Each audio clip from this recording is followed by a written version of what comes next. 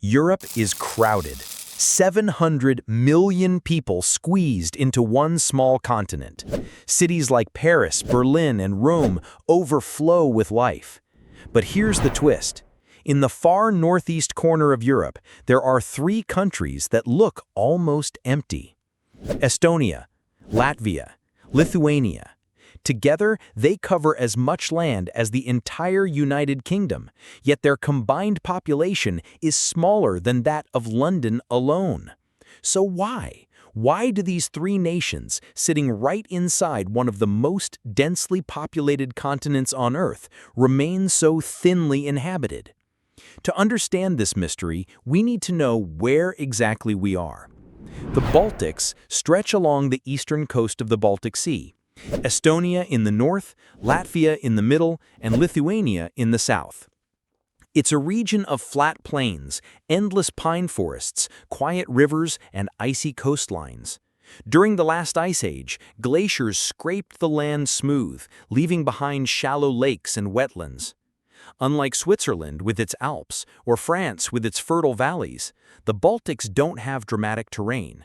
They don't even have a major navigable river system like the Danube or Rhine. Estonia is dotted with over 900 islands.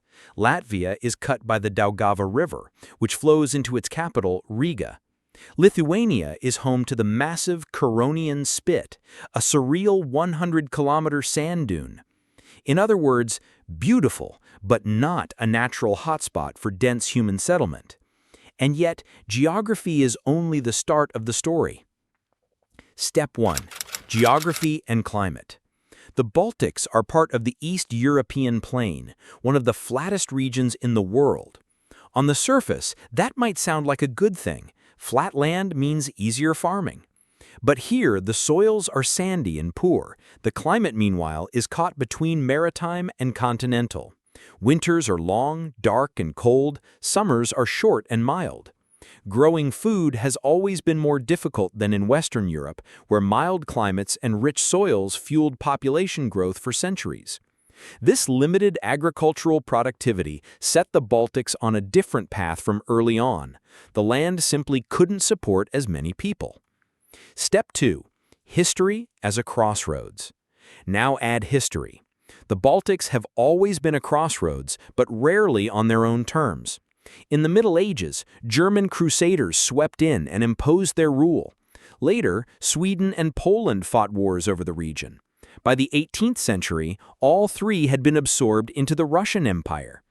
Lithuania once had its golden age. The Grand Duchy of Lithuania was the largest state in Europe in the 15th century, stretching from the Baltic to the Black Sea. But by the modern era, that power had vanished. For centuries, these lands were ruled by outsiders. The local population was often a peasantry, while political and economic power rested with foreign elites. This constant conquest and instability kept the region from developing dense, prosperous urban centers like those in Western Europe. Step 3. The 20th century disasters. The real turning point, though, came in the 20th century. First, the Soviets invaded in 1940. Then Nazi Germany swept through in 1941. Then the Soviets came back again in 1944. In just a few years, the Baltics were devastated. The Holocaust destroyed centuries-old Jewish communities. Tens of thousands were killed or deported by both Nazi and Soviet regimes. When Stalin reoccupied the region, he ordered mass deportations to Siberia. Teachers, writers, farmers, priests, entire families were forced onto trains and exiled. Those who resisted were hunted down. Between 1944 and 1953, thousands of young men fought as partisans in the forests. Many of them were killed. The numbers are staggering. Between 1939 and 1959, Estonia lost nearly 25% of its population. Latvia lost over 30%. Lithuania lost even more. Whole generations were ripped away. Step 4. Modern economics and migration. By 1991, when the Soviet Union collapsed, the Baltics finally regained independence. But the damage had been done. The transition to capitalism was brutal. Factories closed, jobs disappeared, and wages lagged behind the West. Then, in 2004, the Baltics joined the European Union. For young people, this was both a blessing and a curse. Suddenly, they could leave, and they did.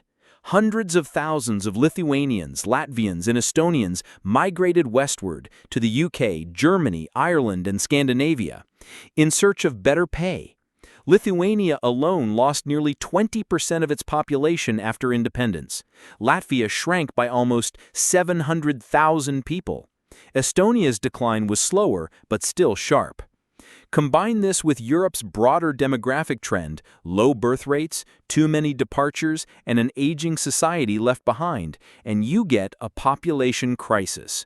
Too few babies, too many departures, and an aging society left behind. So why does almost nobody live in the Baltic countries? It isn't just geography. It isn't just history. It isn't just economics. It's all of them, layered on top of each other. The land was never fertile enough to support massive numbers. Centuries of foreign domination prevented cities and industries from developing like in the West. The 20th century's wars, genocides, and deportations ripped apart entire communities. And in modern times, freedom itself became a double-edged sword, allowing the most ambitious citizens to leave for better opportunities elsewhere. That's the answer. The Baltics are not empty by accident. They are empty because geography, history, and economics combined to make them that way. And yet, despite all this, the Baltics today are thriving in a different way. Estonia has become one of the most digital societies on Earth, pioneering e-residency and paperless government. Latvia and Lithuania have modern economies, growing tech sectors, and highly educated populations. NATO membership provides security, while EU membership ties them to Europe's future. Recently, population decline has even begun to slow. Lithuania and Estonia have recorded small upticks thanks to returning migrants and immigration from neighboring countries. Will the Baltics ever be densely populated? Probably not. History left wounds that cannot be undone, but perhaps that is also part of their strength. Because in the Baltics, fewer people means something rare in modern Europe. Endless forests, quiet lakes, untouched coastlines, a sense of space, a sense of balance. And that is why, despite their beauty, despite their potential, the Baltics remain one of Europe's least populated corners. A reminder that geography and history don't just shape borders, they shape where people live and where they don't. And that's why almost nobody lives in the Baltic countries.